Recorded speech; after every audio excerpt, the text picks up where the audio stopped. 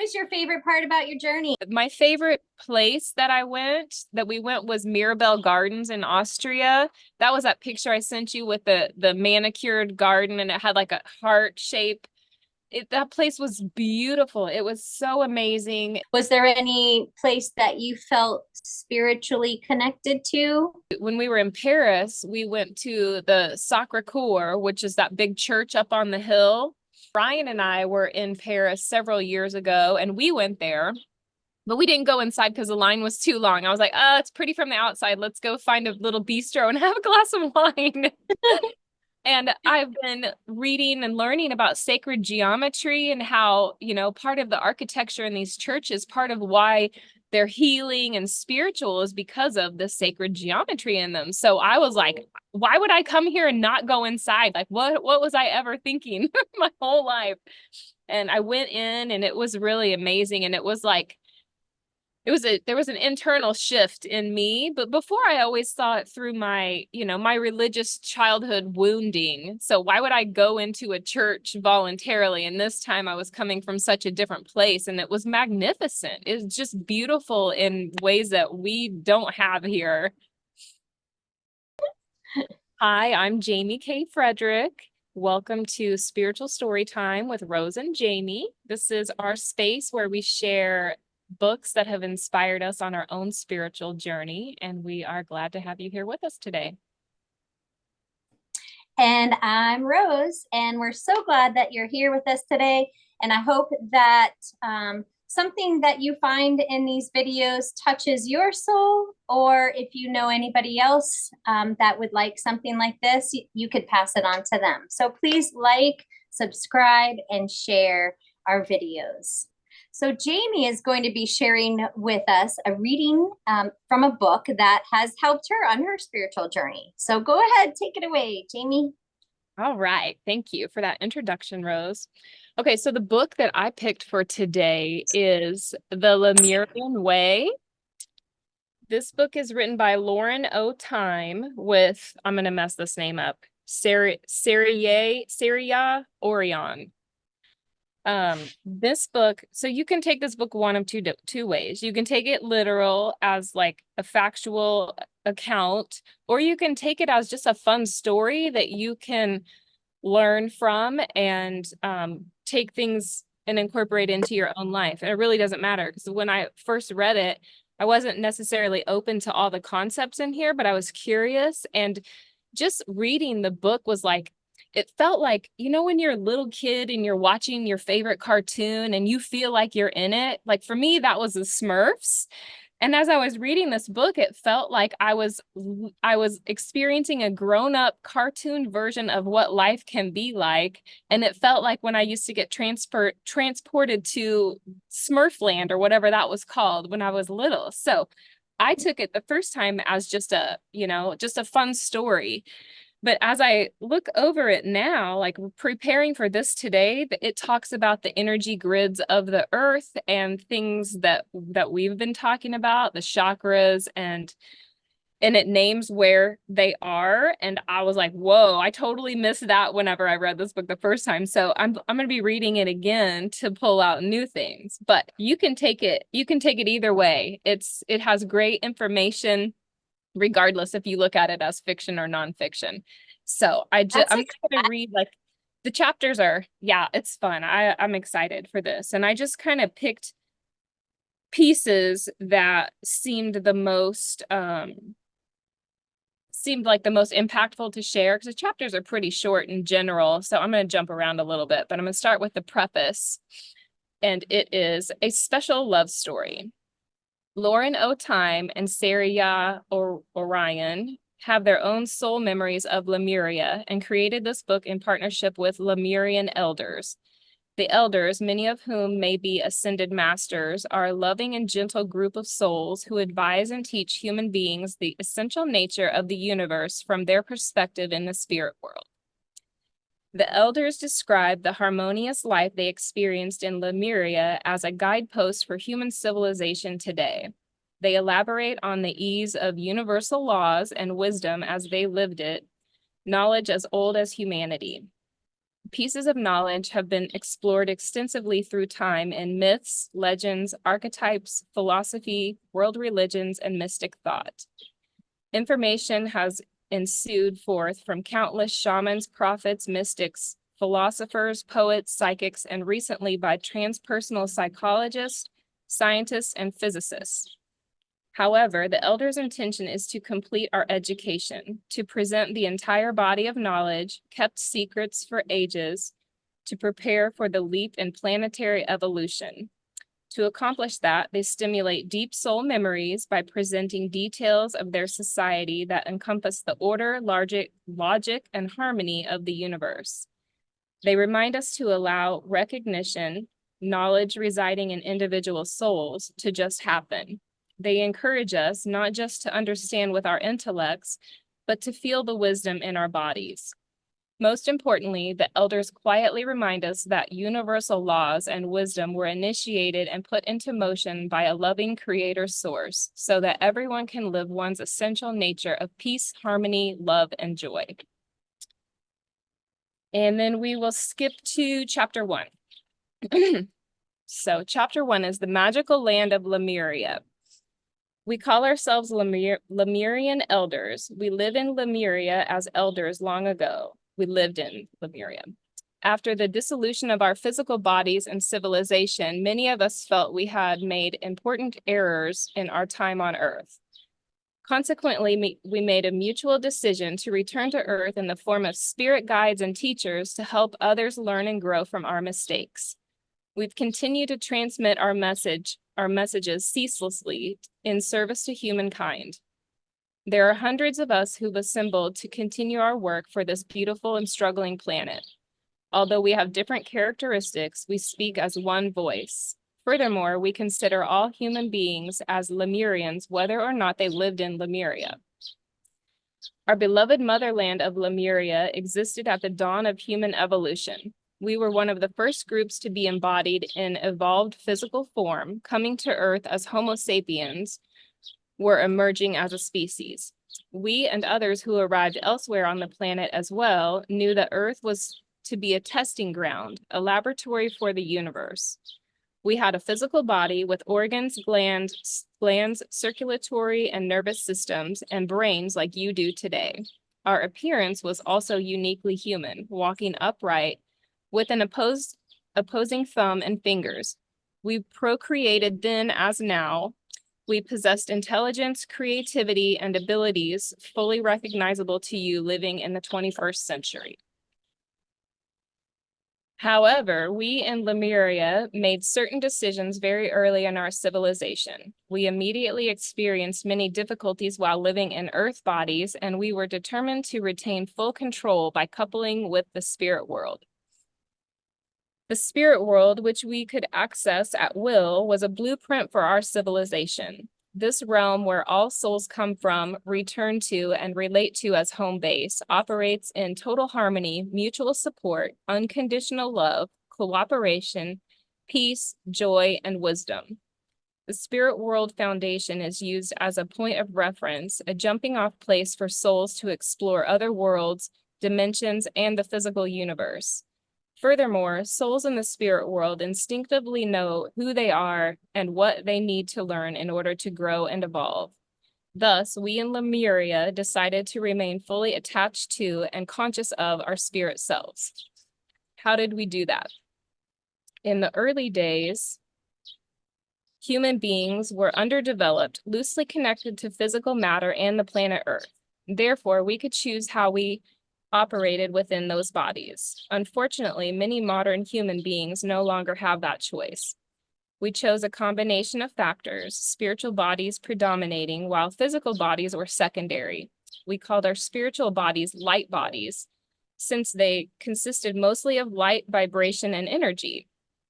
A light body is an immense vibrating aggregate of shimmering color, of which an aura is a mere remnant, which simultaneously surrounded us and was immersed within our human flesh.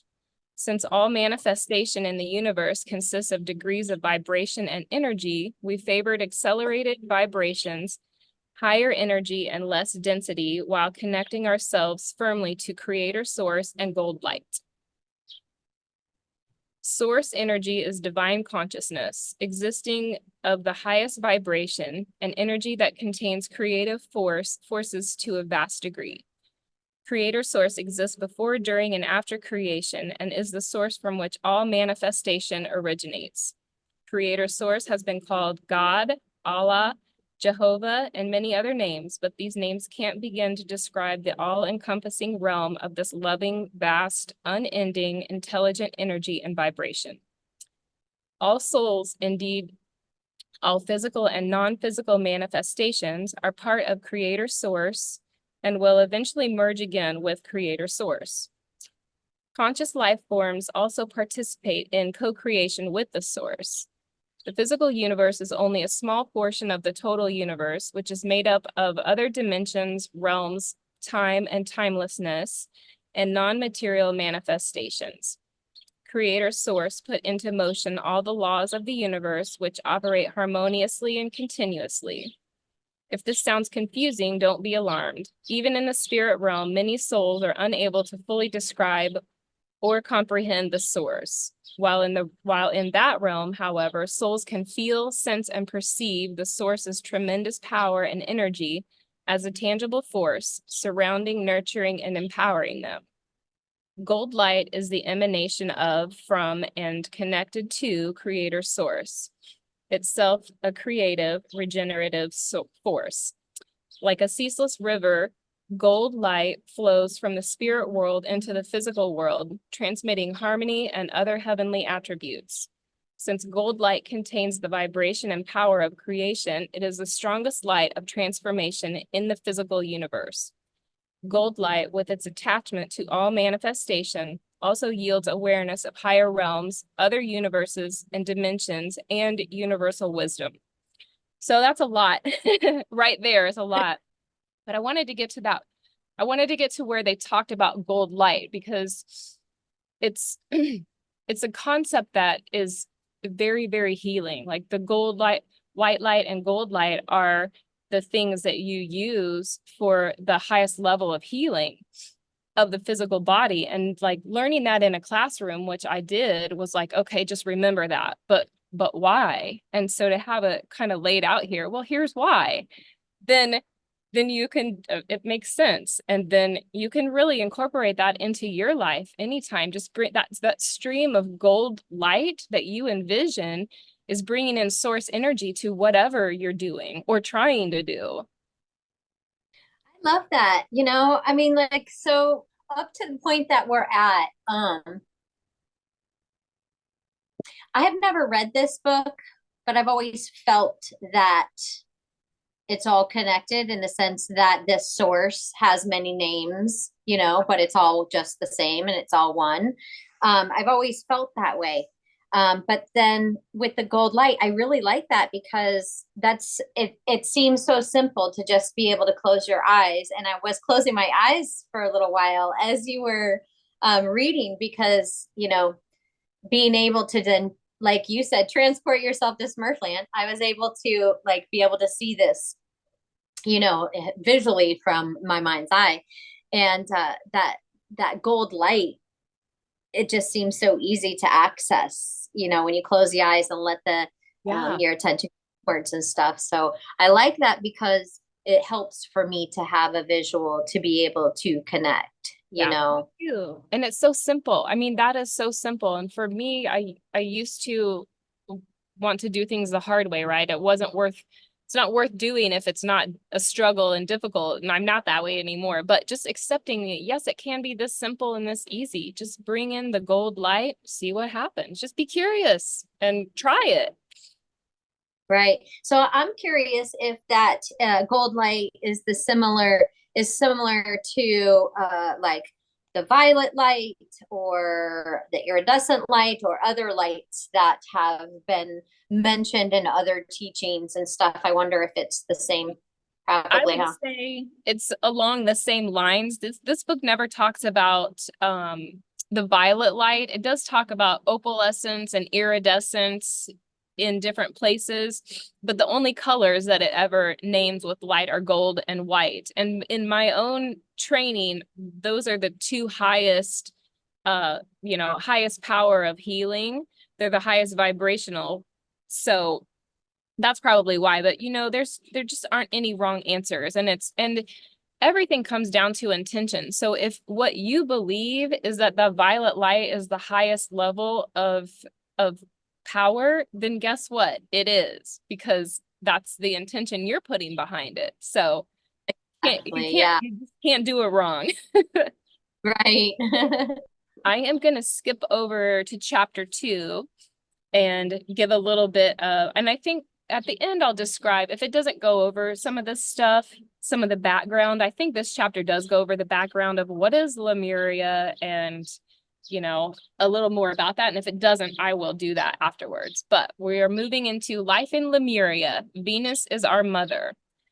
Countless thousands of years ago, our civilization existed on a large continent in what would today be called the South Pacific. The continent on which we established our motherland has also been known as or Mucalia, but we'll use the term Lemuria instead. Lemuria existed both before and concurrently with the civilization you know of as Atlantis. However, our civilization disappeared millennia before Atlantis itself was completely destroyed. Our souls had migrated from other galaxies such as Andromeda, Sirius, and Orion, as well as other dimensions, then to Venus in your solar system before coming to Earth. As you know, Venus is uninhabitable for human beings, so we live there in strictly non-physical, vaporous bodies similar to jellyfish, floating in the hot oceans of liquid gases, as did most of the sentient life there. Since we were formed of gases, we were able to closely intermingle with each other, just as smoke can swirl around and through itself. Sometimes a number of us occupied the same form simultaneously. We were asexual creatures, able to reproduce new life from within our sensitively undulating bodies without assistance from any other of our kind. We possessed great intelligence and consciousness, and the many ages we lived on that planet were incredibly happy and harmonious. In some ways, Venus was our most favorite destination. At a certain point during our Venusian evolution, we unanimously decided it was time to learn about physical existence, something we had not yet experienced. We chose to venture into a form of intelligent life recently emerging on the lovely blue-green planet third from the sun in the same solar system as Venus, your planet Earth. We intuitively scanned the planet to find a piece of real estate that would be compatible to us and decided on the peaceful continent we call Lemuria. Part of our attraction was the many water sources flowing in and around this area and intelligent sea creatures swimming in the sea that had also evolved from Sirius. 2 vast oceans surrounded our country to the east and west. Hot springs, waterfalls, streams, rivers, and other water sources flowed plentifully. We settled our communities near fresh running water, since water was both necessary for life as well as considered highly sacred. We knew that water, the lifeblood of Mother Earth, was a conductor of spiritual energy. Those of us who chose to live near the oceans established close connections to dolphins and whales. The Lemurians who lived inland developed a great affinity to waterfalls, streams, and forests. Our land was mountainous in places, and we experienced intense volcanic and seismic activity at various times. The climate in our homeland was subtropical in the north and tropical in southern areas. Thus, abundant and lush vegetation flourished, and our land teemed with an astonishing variety of animal life. Venus's life force energy is harmonious and peaceful, and so was this beautiful continent we came to occupy. The vibration of our continent and people tended towards gentleness and peaceful coexistence, what you might call unconditional love. Although Earth was our first experience in human physical form, we retained our Venusian ways with relish. Lemurian energy, therefore, was oriented towards harmonious relationships, cooperation, and peaceful group activity. Through our long evolution, we maintained a connection to creator source, universal laws, and wisdom, and a supportive interlinking collective consciousness which we brought with us. We were content and peaceful, but also joyful and fun-loving. We realized that we had come to Earth not only to learn to be physically human, but also to share our bountiful knowledge of wisdom, love, and respect for all Earth's inhabitants. We Lemurians were tall and slender with a handsome, pleasing appearance, dark complexion, dark eyes, and lustrous dark hair. We contained perfectly balanced male and female energy, making us appear androgynous.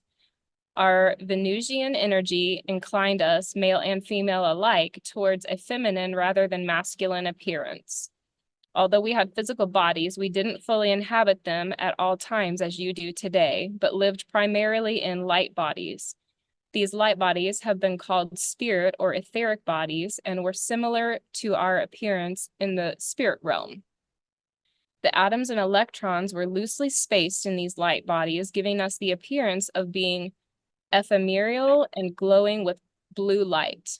Our skin radiated a translucent, ethereal opalescence. We just said those words, and here they are. We could access fourth, fifth, sixth, seventh dimensions and higher. Thus, we could change the vibration of our bodies at will, but without relinquishing our connection to physical form. The closest experience in modern time would be out-of-body travel or deep meditation, although significantly different, perhaps akin to the dream world, which some Pacific Islanders still preserve. We could detach and reattach our consciousness to our physical bodies, connected only by a cord of energy like an umbilicus. This energy cord was only severed at death. Although we were always attached to our bodies, we altered our consciousness and awareness for voyaging and learning in non-physical or extraterrestrial circumstances. Each person was connected to and was a repository for the gold light, universal wisdom, each other, and the cosmos. Okay, the next part talks about the grids, energy stations, and light temples. Our Lemurian civilization fluctuated between 10 to 60,000 persons at its zenith. Since we understood and utilized mathematics, cosmology, which is the knowledge of the energies and vibrations of the sun, moon, planets, and stars, and sacred geometry, our communities were carefully designed and constructed on the planet as related to planets, stars, and galaxies. What was our purpose in using sacred geometry? Higher spiritual vibrations resonate to specific geometric configurations. Our continent was divided into the shape of a large six-pointed star with a community hub based on each of the points. Extending out from and in direct alignment with each of those six hub communities, we developed six other communities, also in the form of six-pointed stars. The six-pointed star, two overlapping triangles pointing in opposite directions, had several meanings for us. The first incorporates the four elements of fire, earth, air, and water. The second represents physical consciousness striving to reach spiritual levels, while higher consciousness attempts to be effective and functional in the physical world. Thus, we use sacred geometric configurations to designate the four sacred elements found on planet Earth, as well as higher and lower consciousness working together in harmony. The third and perhaps most important component of the six-pointed star pertains to gateways. In our symbolism, triangles represented beginnings and creativity. Two linked triangles, which make the six-pointed star, is a gateway, a portal through which one can travel in consciousness through time and other dimensions, where vital information and knowledge can be perceived and brought back into physical form. The earth body is like a human body, with energy flowing through meridians known as ley lines. These ley lines are the Earth's nervous system. We call these ley lines grids. Our 36 communities were always placed on these grids in accordance with and in relation to the sacred geometry of the land, the waters, other communities, and weather conditions. Our communities were linked along these grids to each other and the planet. At certain points on these grids are acupuncture points that contain tremendous vortices of energy. We call these acupuncture points or vortices energy stations. Like acupuncture is to the body, energy stations are connected to different points in the universe as well as to grids on the earth. For example, Glastonbury, England, Mount Shasta, California, and Lake Taupo, I don't know if I'm saying that right, Lake Taupo, New Zealand, are all connected on the same Earth grid. Energy stations were and are virtual expressways of light and energy to other dimensions, planets, and galaxies, and the spirit plane, as well as to earthly connections around the globe. All interdimensional travel, as well as to planets, stars, and galaxies, was accomplished in consciousness only. We never took our bodies with us. We simply changed our vibratory levels and traveled in our etheric bodies, similar to out-of-body experiences. We further enhanced the energy stations by creating light temples on them, placed in the center of each of our 36 communities. Light temples were often constructed using pyramidal dimensions and configurations, although they were composed of primarily light and energy rather than solid structures. Our light temples were natural, without walls, and often without a roof, usually constructed of wooden poles connected to a foundation with a light cloth canopy overhead. However, our Venusian tendency towards beauty dictated that the foundation be created out of a mosaic of crystal and other sacred stones. The poles be highly polished and intricately carved with sacred symbols, and the cloth was finely and intricately woven and ornately decorated. Energy stations were also essential for our existence, learning, and well-being. We used our light temples for the following: to maintain our connection to Creator, Source, and Golden Light, to heal, regenerate, and recreate our physical bodies, to permanently depart from our physical bodies, an alternative to what is currently known as death, to travel in our light bodies around the planet, to travel in consciousness to planets, stars, and galaxies, and interdimensionally, to communicate telepathically, and to accelerate our learning processes. I feel like that's a good place to take a little break and chat. Yeah, that's a lot. That is, it sounds beautiful. I had my eyes closed again. It was like, man. It's like spiritual story time, right? Tell me a story. Yes, it is absolutely spiritual story time. I love this feeling because, I can see where you were feeling transported into another world. I get that same thing when I read books. And sort of like the never ending story, how the little kid, is reading the book and is transported into this other world. That's what it feels like when you were reading that book to me. So thank you for that. I really liked the part about the six-pointed star and all of their, like, what they were, their interpretation of it and how they put the different communities at the points and everything.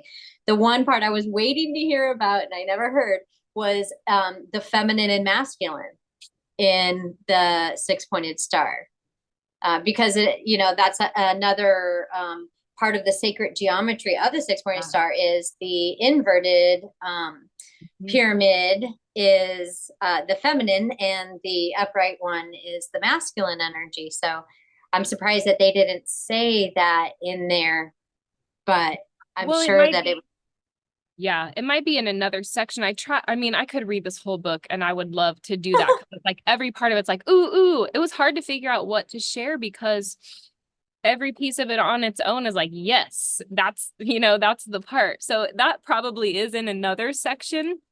I tried to get the highlights of, the high level concept and how Lemuria. I had never heard of Lemuria. I'd heard of Atlantis. Everybody's heard of Atlantis, but Lemuria was like, if you're looking at masculine and feminine, Lemuria was the energy healers, the more feminine civilization, and Atlantis was the technology and that male, vibration.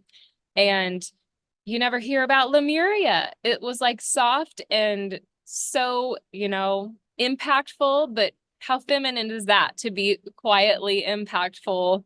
And Right, right. anyway, so I heard a little bit about Lemurians when I want to say it was like 2005 or 6 or something like that.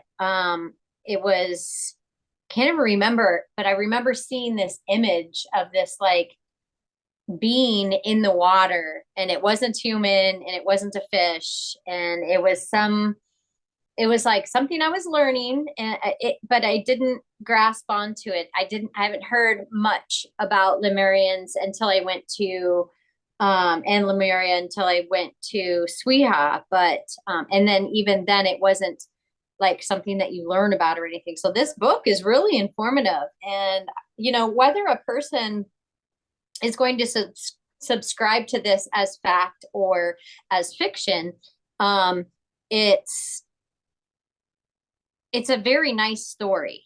I like to lean towards the idea that it is fact, and, much like Atlantis, like, what's the proof? Where's the proof? There's going to be a lot of naysayers out there. There's going to be a lot of people who are like, well, it's proof. We need proof to actually, believe in something like this.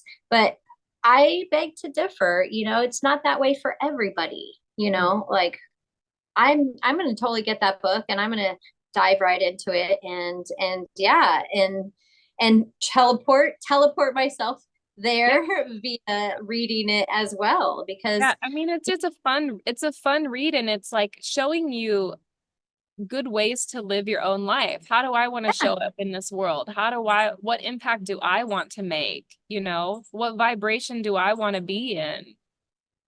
yeah, exactly. And you said in the beginning it was written by two people who were remembering their Lemurian past lives. Uh-huh. Yeah, I believe in all that stuff. I absolutely believe in that. I believe that there's a way that we can tap into that wisdom and that knowledge, because this life is three-dimensional, and there is time. There's a sense of time that we have created in this lifetime, but in other dimensions time doesn't exist. Like in the fifth Right. dimension, time does not exist. Yeah. That was wrapping my mind around the concept that time and space are not real was really difficult, but also really pivotal in my own spiritual journey. Like it took a lot of work to wrestle that concept.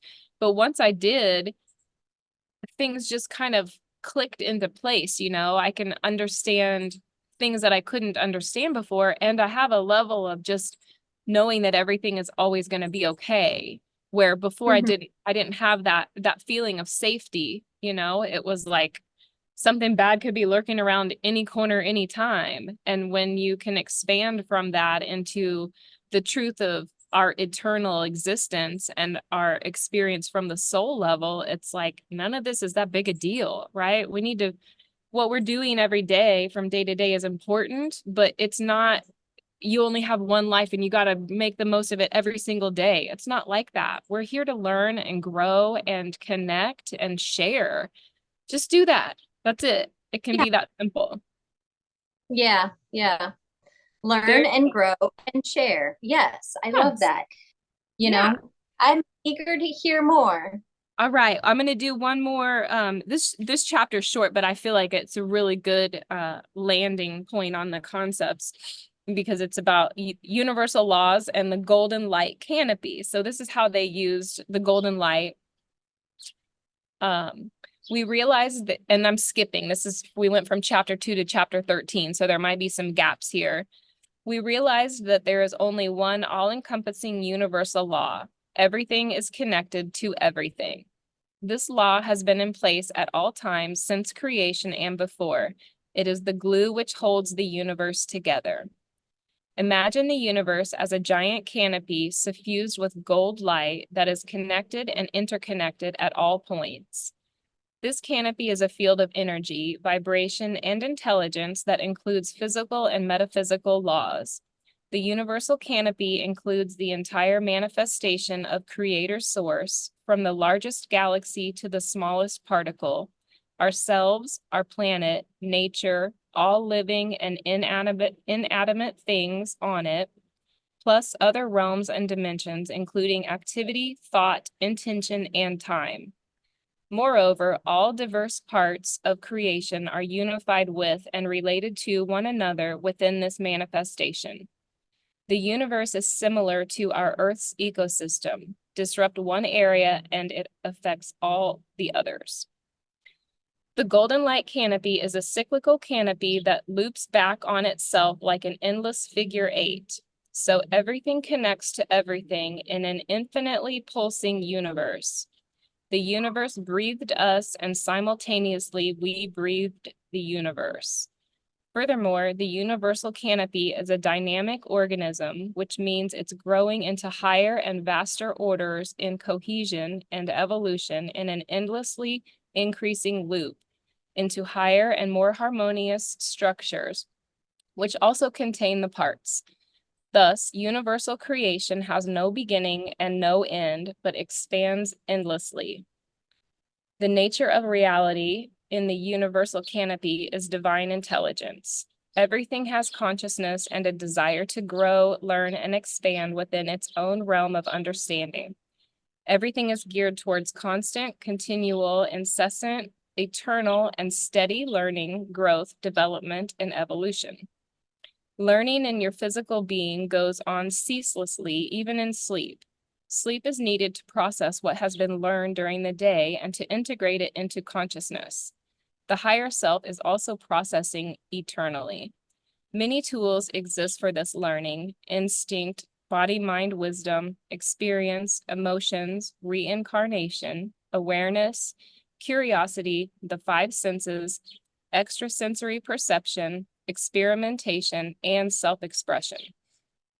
Within that gold light canopy, we knew that human beings are multifaceted light stations, continuously transmitting and generating impulses through the field of energy, while merging with and receiving information. Consequently, thoughts, emotions, intentions, and actions are transmitted by this energy field throughout the entire canopy of the universe. In Lemuria, we use the sacred symbol of a spider web to convey this principle. Because human beings are connected to the canopy, the energy of our thoughts, intentions, emotions, and actions reverberate throughout the universe.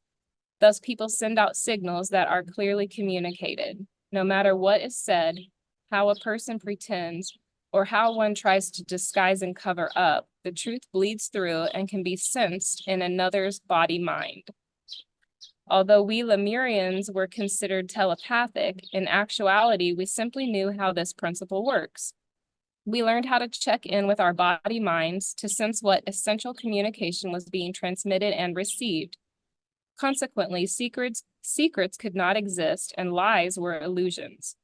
While everything was connected to us via the canopy, nothing belonged to us. We didn't own anything. Everything and every person in the universe were merely on loan to us for a specified period of time. So how did we lease what we wanted and desired? The law of connection has a secondary component, the law of attraction. This law, also known as thought, is creative and was our mirror image loan officer. Since we were connected to everything and everyone, every thought, act, desire, intention, and emotion cycled throughout the universe.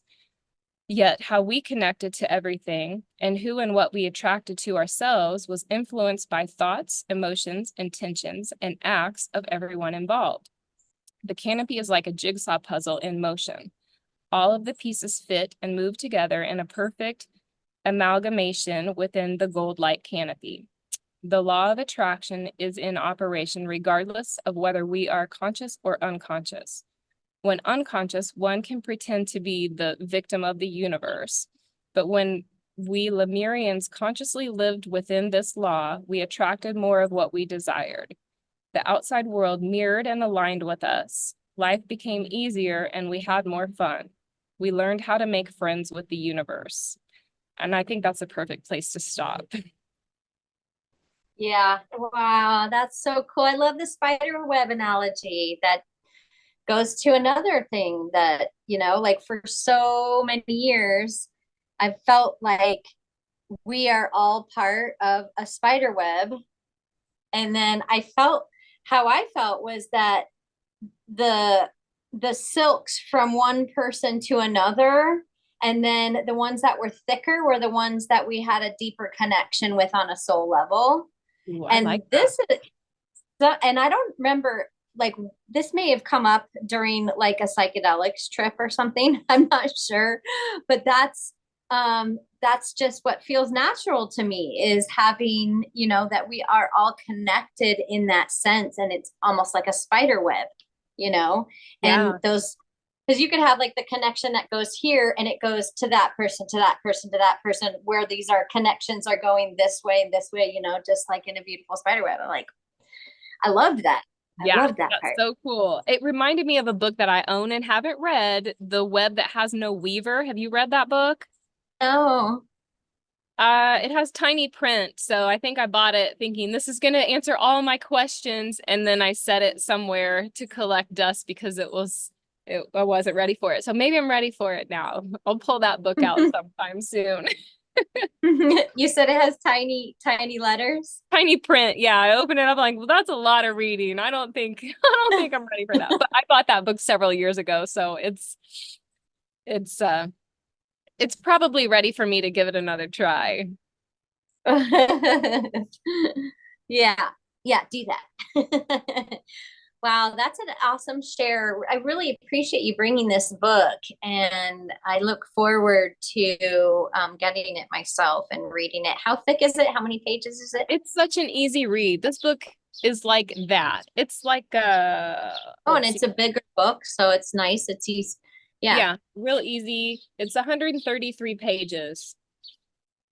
And I mean it even I'm going to read just the chapters so you have an idea. So it goes through the magical land of Lemuria, life in Lemuria, which we read some out of chapter 2, and then into mating, pregnancy, and birth, and how they did that as a community, childhood, how they raise their kids, love is the glue, sacred sound and language, sacred sites, time, lifespan, and death. Time is of the essence. The Atlanteans. So it talks about Atlanta and how they were sharing information, and then the Atlanteans like took it a different way, and then they actually invaded and contributed to the downfall of Lemuria.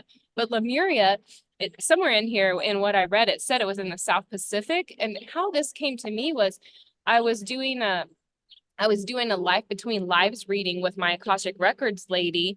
And one of the questions I had was, what's the deal with Hawaii? Because so many significant events in my life have occurred in Hawaii, but I'm a Midwest girl, like how is that possible?